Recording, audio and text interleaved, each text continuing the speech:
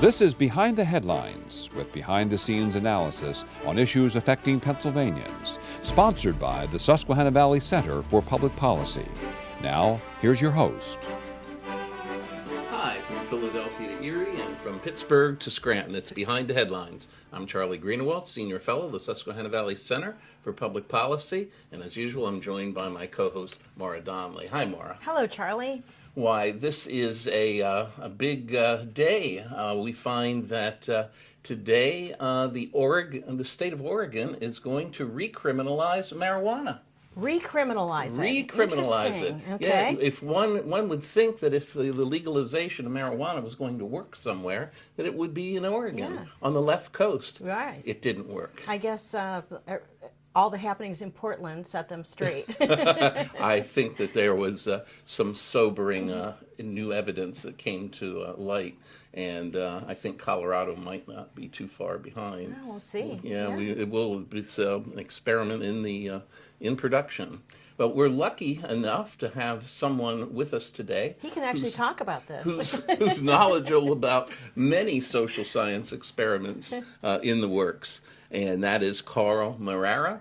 Carl, you are the executive director of the Pennsylvania Manufacturers Association. You're the former executive vice president of governmental affairs for the PMA. And you are a graduate. You started your academic career at Elizabethtown College and went from there. Could you tell us a little bit about your background and going from Elizabethtown? How did you end up at the PMA? Sure. When I was a second semester senior at Elizabethtown College, I didn't really want to sit in a classroom anymore, but wanted to get out and experience what the field of study might actually entail. So I had called up my previous boss from a campaign that I had worked on earlier in my college career, but for an organization at the time was PEGPAC, Pennsylvanians for Effective Government, and Dave Patty was the head of that organization, and I ended up as an intern in the office with them.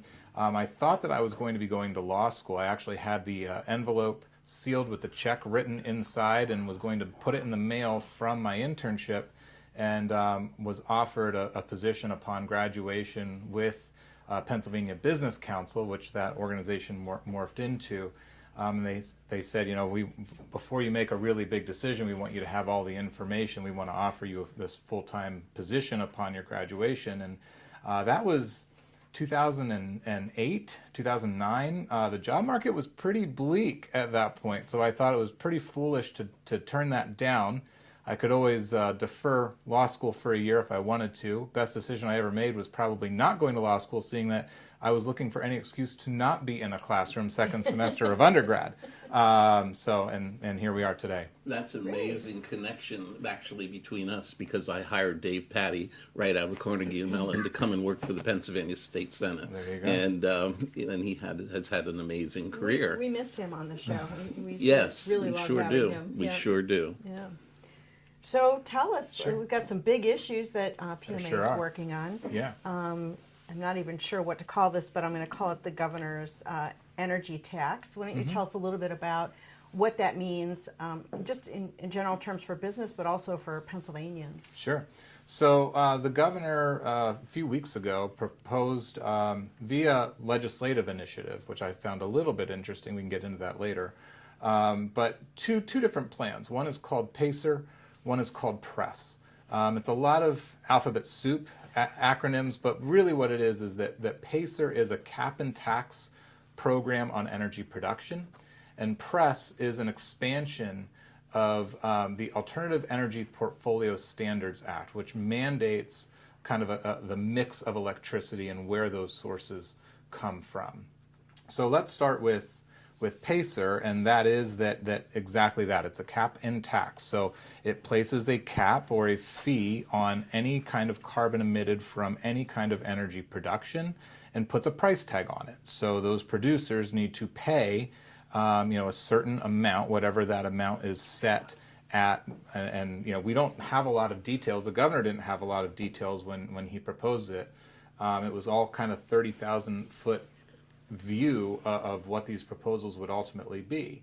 But ultimately, what it does mean is that those costs get passed on to consumers. And manufacturers in particular are very large end users of electricity. So manufacturing in Pennsylvania will become inherently more expensive because of this new additional tax on energy production that manufacturers then use, which makes products more expensive. It's going to make energy bills for consumers rise. Now, part of what he's saying is that he's going to use about 70% of those revenues that come in from that tax to create a rebate for Pennsylvania ratepayers, I would assume through their state taxes, so that they're not paying any more for energy than they are today. But to that I would say, well, I mean, who makes the decision as to who gets what rebate year over year? And I mean, are there even going to be enough funds coming into that fund to be able to do that? Because as it stands, Pennsylvania has reduced carbon emissions in energy production by 45% since 2005. Oh. That's significant. So then the other part of the plan is the press plan, and that is the expansion. Well, I mean, Sure, stop you sure. here for a minute. Number one, you were talking about the price of energy. What will that be based on? The price of electricity, the price of gasoline, the price electricity. of coal? Oh, the price of electricity. Yes, correct. Okay, and that can, well, that I guess that's controlled at the PUC level, isn't it? Well, no. I mean, not fully, because we are an open market state. So you compete in the open market for what electricity costs, and you can work out contracts. And we shop for electricity in here. We are an open market. Now, this is where I think the press plan really comes in, is that by mandating, and what he wants to do is mandate that 35% of Pennsylvania electricity produced come from what are called Tier 1 sources. Tier 1 sources are... This verbiage that he's made up. I'm certainly not making it up. So Tier 1 sources are solar, wind, but then he also included some other forms of energy, which I have to mention. One is, it's called modular nuclear reactors, and the other is fission, or fusion energy, I'm sorry. Those technologies do not yet exist. And I mean, the first test of a modular nuclear reactor was scheduled originally for 2030, but that's been pushed out and with an indefinite timeline. And fusion energy, like, again, quite frankly, doesn't exist. They're hoping that maybe some tests on that form of energy might be available by 2040. So I would like to know from the administration, I think it's a very legitimate question. I mean, in your modeling of achieving 35% by 2035, what percentage of electricity being generated from modular nuclear or fusion was included in that? Now, really what we get down to is that the most available technology to actually achieve that goal is solar. Now, in order to get to 30% of current needs for solar energy, you would have to clear cut and put solar panels on every single square inch of Philadelphia, Delaware, and Chester County, and you'd still be 300 square miles short. It's also the equivalent of 1/3 of all Pennsylvania state forest land. Interestingly enough, hydro wasn't listed.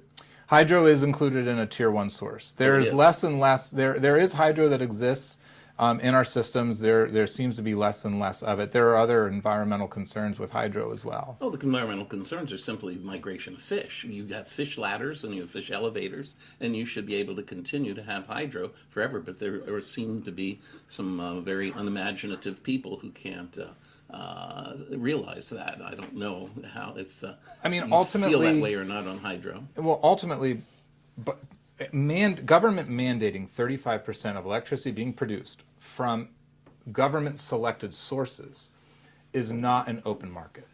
And I mean, to your question before about how prices are regulated and controlled, when you're mandating that more than 35% of energy come from government-subsidized, government-propped-up, government-selected sources, that is not an open market in which manufacturers, especially, who use large amounts of energy, they don't find that setting competitive. So they're going to choose other states to go to. And we learned from his budget address, he wants to be competitive as hell. He wants to compete with places like Ohio. He's sick of losing to Ohio. Well, increasing, solely through government power, increasing electricity costs is not a great way to compete. In fact, we kind of joked that, Governor DeWine should maybe send him a fruit basket or a bouquet of flowers for the economic development strategy to boost our surrounding states, not our own. Wow.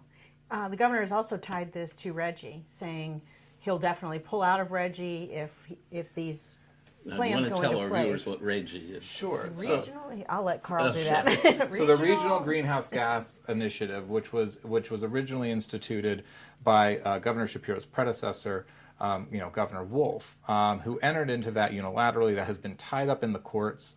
The courts so far has found that Reggie is an unconstitutional tax because the governor instituted this unilaterally. That only the legislature has the power in Pennsylvania via the Constitution to implement a tax. We thought that was very clear when it happened. That Reggie is a tax. Well, and the courts are agreeing with us, not to really anyone's surprise. Now the governor did say that, if the legislature acts and passes PACER and PRESS, that he will be the one to make sure that Reggie goes away. I think that President Pro Tem Kim Ward actually had the best response. And this goes back to last year's budget battle around the scholarship programs and broken promises by the governor to the Senate. Basically, she said, fool me once, shame on you, fool me twice, shame on me. If you want to have a serious discussion about PACER and PRESS, you need to drop Reggie first, not last. She's tough. She's one tough cookie. She Yep. certainly is. She Not is. a path I would want to cross. But, that is, I think that's really, I think, one, that's a very accurate way to look at it. Yeah.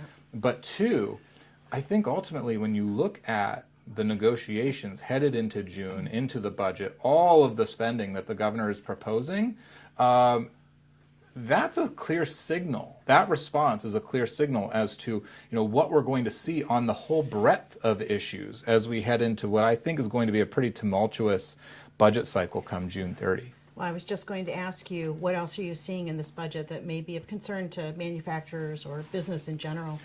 Quite honestly, the biggest issue is just that it spends too much money. It's $4.1 billion. And, the governor keeps coming back to the fact that there's, $14 billion in the rainy day fund. And then he says, and after this budget is passed, there'll be $11 billion still left. Well, to me, that's an admission that your budget is spending $3 billion too much. And that's unsustainable. These are not one-time expenditures, one-time revenue expenditures. These are going into what is reoccurring government spending, which means that once that's funded once, it's going to be needed to be funded year and again It would be a and slippery again slope. and again. Yeah, the rainy day fund is for rainy days when we hit hard economic times, Sure. not for proposals. So spending So, $3 billion over what you're bringing in revenue, that gets depleted very, very quickly. We will not have a rainy day fund within the next 3 budget cycles. And then when government spending outpaces private sector economic growth, that stifles whole economies, and you're never going to get new manufacturing investment, new business investment in our Commonwealth as opposed to one of our competitor states, because it just creates an uncertain economic environment. Carl, what do you think the short-term, long-term health of the PMA will be? Because I think many of our viewers don't realize the importance of your organization, the vitality of manufacturing in any entity depends on how many jobs there are. Sure. And that will determine what the quality of life is going to be in any one area. So I can't think of a more important organization in the public-private sector than yours. And I just wondered, how does the pipeline look promising that we might have some new industries coming in the near future to the state? Yeah, manufacturing is really, the economic drivers of whole communities. A manufacturer, or a town that loses its main manufacturer is a town that loses its town. But there's still, there are 550 million Pennsylvanians that are working on our shop floors in manufacturing. When you look at the total gross state or percentage of total gross state product of manufacturing as it makes up Pennsylvania's economy, it's always between 10 and 12%. That has not changed. And we'd like to see that increase, not decrease. We think that there are real opportunities in Pennsylvania. We have, incredibly robust institutions of higher education, especially in the Philadelphia area with some of the life sciences, Carnegie Mellon out west. There are real opportunities. We have energy resources. We have natural resources that other states can only dream of. But we need to execute the fundamentals, and that's what we've been arguing with this governor's budget all along. It doesn't get the fundamentals right. What manufacturers need is predictability when it comes to taxes. They need a regulatory environment that moves at the speed of business, and not just in sound bites, but actually in real life. And they need a prepared and trained workforce. We can have all those things here. It's not that hard, but we need to get the fundamentals right rather than chasing shiny objects and trying to spend $48 billion in order to entice companies to come here. Unfortunately, on that note, we're out of time, Carl, but we'd love to have you come back because this is a very important saga that we must continue to follow. Saga. And we wish you all the luck in the world. And we'll be right back. Behind the Headlines is brought to you as a public service by the Pennsylvania State Association of Township Supervisors, the largest, most influential municipal association in the Commonwealth. Since 1921, PSATS has been preserving and strengthening township government and securing greater visibility and involvement for townships in the state and federal political arenas. Covering 95% of Pennsylvania's land mass, townships represent 5.5 million residents, more than any other type of political subdivision in Pennsylvania. Additional underwriting provided by the Worrell Corporation Foundation, based in Carlisle, Pennsylvania, by the Edward H. and Jeannie Arnold Foundation, and by the Pennsylvania Manufacturers Association. Business in Pennsylvania is our business. Behind the Headlines is also supported as a public service by the Pennsylvania Highway Information Association, the go-to source to learn about transportation projects and issues. Visit pahighwayinfo.org. Hi, welcome back to the second segment of Behind the Headlines. In this segment, Maura and I are fortunate enough to have Mr. Jon O'Brien with us to follow up the first segment. And he is the executive director of the Keystone Contractors Association. And we want to start out in terms of following up what we were talking about in the first segment. Give us, the viewers, if you would, a little bit of your background, what your background was and how you ended up going to your association. Sure. For starters, thanks for having me. Nice Glad to to have be you. here. Thank you for being here. Yeah. So, like you said, Jon O'Brien from KCA. Grew up actually across the river in Mechanicsburg. Played football for the best high school football coach, Rich Lichtel, over there. After high school, went to the Navy. Spent 4 years in Norfolk, Virginia, in the Navy. Ended up in Pittsburgh, and I was going to be the next great sports writer. And then I got engaged and married, and I Had to pay the bills. Yeah, I had to pay the bills. So I started working, writing technical papers for bridge painting contractors. So I did that for a few years, and then I started working in commercial construction, working for associations and helping out as far as education, training, government affairs. And the Pittsburgh association I worked for has a good relationship with KCA, Keystone Contractors Association. And when KCA's executive director announced he was retiring, they said, hey, Jon grew up in Mechanicsburg. Should we see if he wants to come back and work for KCA? So it's a full circle. I'm back. I guess I'm a boomerang. But still a Pirates and Steelers fan, I hope. Were you? Oh, yeah. Always? Penguins top. Yeah. Okay. Yeah. Pens, Steelers up the top. And the Pirates are undefeated. When They're they'll be winning, so undefeated. yes. So that's good. Fingers crossed, keep That's it good. going. So what does KCA do? What are your primary responsibilities? Yes. KCA is a commercial construction trade association. So we like to bill ourselves as an extension of a construction company staff. We help them in areas of labor relations, safety services. We're real big in safety, so we provide actually weekly safety resources. And we're doing toolbox talks, are famous amongst construction companies. So they provide talks on various topics, and we provide those resources. And then education's important, and continuing education. Networking is very crucial as well. So we just like to help construction companies and help small businesses. That's kind of our Very role. busy, it sounds Yep. like. How long have you been in your present position? Going on 7 years. Okay. After summer will be 7 years. And how old is the association itself? Founded in August of 1940. So, Been around a while. yeah. And at the time we were founded for the sole purpose to be the collective bargaining agent, the management side of CBAs. So that instead of construction companies one-on-one with a union, they would collectively come together and work together as management. So we have one big issue we're going to talk to you about, but just briefly, just to follow up on Carl Marrara's conversation about Reggie. I know you have weighed in as an organization, and you think it's a bad idea as well. So you want to tell us just a little bit about that, and then we're going to move on to a big issue for you. Yeah, we'll talk about the big issue, Yeah. but just briefly, Reggie kind of scares the industry. You hear press releases and comments from the government saying, "Oh, they can these workers that lose jobs could just retrain and get different skill sets." Right.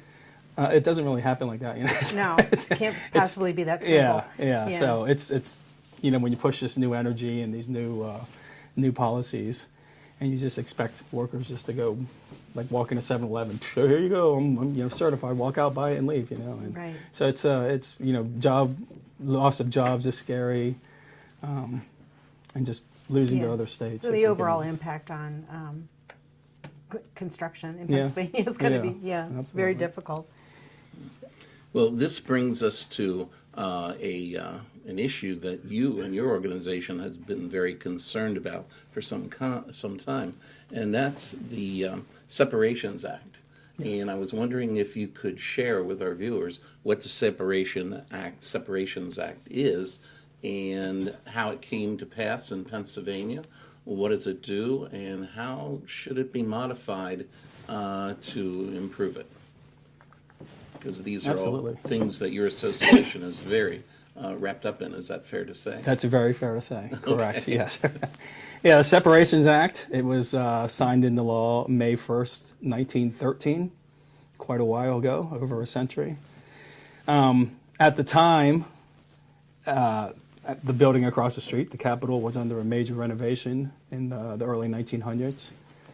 And they discovered, once the project was completed in 1906 or so, 1907, they discovered there was over $7 million, which is equivalent today of over $220 million.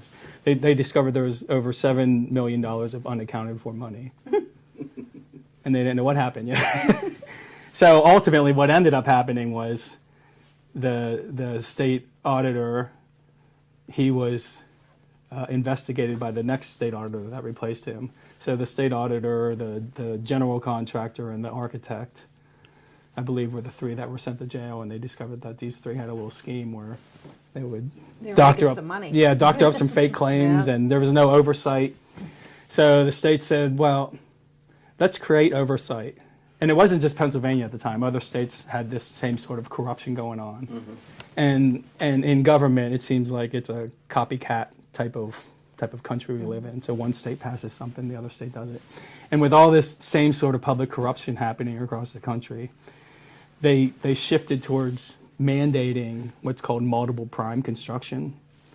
And the mindset was, what's the odds of 4 different construction companies that are primes? What are the odds that they all are going to be in collude together, and do this? So they're all going to kind of watch each other because they want more work, and plus you have the architect involved, the owner involved, so you have more eyes looking at the money. And today, like you could see with projects, you could go to a website and you could take it down to the cent, like, or a public, highway project or whatever. This project was financed by X or whatever, and here's how much it costs to build this. And you could go to the website and it will tell you, like, well, how much.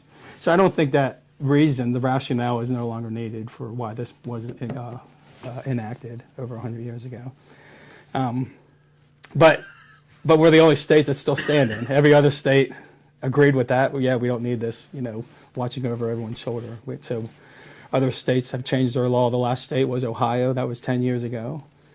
New York changed theirs, New Jersey, everyone. We were kind of the last 4 or 5 remaining. So the change would mean that there can be one prime who hires all the subs. Is that the change basically? Yeah, when I say primes, just to explain that a little bit, it's written in the law that public, and this is for public, not all construction, just public construction. Public construction. Yep, public construction. It's written in the law that for every public construction project, like a school, a new school, you are required to hire general trades, electrical contractor, plumbing, and HVAC. So those are the 4 primes right now. Yeah, the 4 primes. Right. So, So you have 4 independent yes. companies working on this project. Yes. And who's coordinating them? And then before you even get to that point, who's coordinating them? Picture yourself if you're the architect. You have to design this building. You know, I'm not a drawer or anything, but you know, they design the building, make it look all pretty, look all great, you know, and they put the specs in, they put the whole drawings in. Then they have to redesign it and break it into 4 pieces. Oh. And here's your package, here's your package, and then the 4 have to piece it together. Supposedly they're supposed to work on a schedule together, but they're kind of working at their own. Because when you bid a project as a prime, you put in your own numbers and you work off your own schedule, and there's no coordination during the bidding phase. Yeah. This costs more money, right? Yes, I mean, it would absolutely. seem like when Yes. everybody's in charge, nobody's in charge, so it would seem like that's going to cost a lot more money for Yes, projects. Absolutely. Do we have any estimates on potential savings on any given project? Yeah, so a lot of studies have been done. A lot. New York had its Wicks law that was modernized. They claimed it would save 13% per project. Oh, wow. New Jersey These was. are multi-million-dollar projects Oh, yeah, in some so cases it adds too, up. so 13% is Yeah. pretty significant. Yeah. Yeah. New Jersey claims 9% was saved whenever they changed their law. Yeah. Arizona State University actually has a ton of resources and studies, and Penn State University actually has some really good studies as well. Well, unfortunately, I we could go are, on for days. unfortunately we're out of time. Yeah. We have to have you come back because this Yeah. is a great story, and is. it's been going on since 1913, and we'd like to see what happens with it. So thank you for coming today. We'll be with you again next week right here on Behind the Headlines.